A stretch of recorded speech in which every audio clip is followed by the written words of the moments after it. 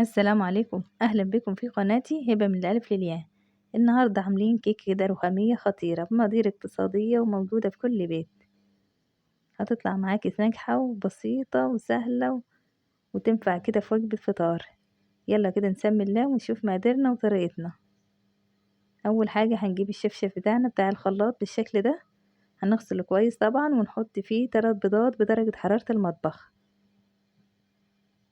وهنحط كوباية من السكر، المج اللي بيبقى موجود في كل بيت. هضربهم كده في الخلاط لحد ما السكر يدوب معايا. بعدين هنزل بكوباية الا ربع من الزيت، برضو هضربهم كده لحد ما الزيت يختلط بالسكر والبيض. بعدين برضو هننزل بكوباية ونص من اللبن، برضو يكون اللبن بدرجة حرارة المطبخ. هديهم ضربة برضو في المطبخ كده. انا جهزت المقادير السايلة معايا اللي هي البيض والسكر والزيت واللبن. بعدين هحط معلقة صغيرة من الفانيليا الجاهزة يا اما كيس فانيليا، وهنحط كوبايتين من الدقيق وعليهم رشة ملح ومعلقة من البيكنج باودر يا اما كيس من البيكنج باودر. هقلب كده كل المقادير السائلة معايا مع المواد الجافة.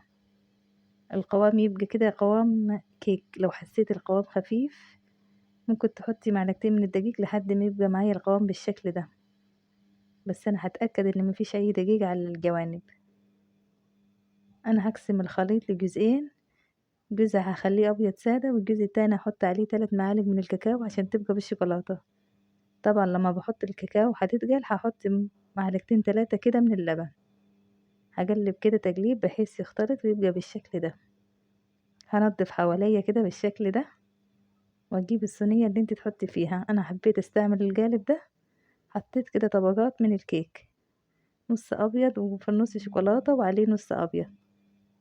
وكمان فضل معايا الخليط ده حطيته في القالب اللي هو المستطيل ده. هديلها كده خبطتين. طبعا انا شغلت الفرن انا وبعمل في الكيك، بتحط الشبكة على الرف الوسطاني، بتاخد من 45 يعني 45 دقيقة بالظبط على حسب سخونة الفرن عندك. تختبريها في المنتصف بسكينة سنها رفيع، اول ما تطلع نظيفة يبقى كده استوت معايا. اطفي عليها واسيبها تهدى في الفرن. طبعا احنا عشان بطلنا الصينية دهنة سمنة ورشة من الدقيق فتطلع معاكي بسهولة بالشكل ده. انا بستعملها بقطعها معاكم هي لما هديت شوية وبردت، وبألف هنا وشفا كده مع كوباية شاي تبقى مع أحلى فطار. وبكده كيكتنا النهاردة تكون خلصت. أتمنى تجربوها وتعجبكم. أشوفكم على خير.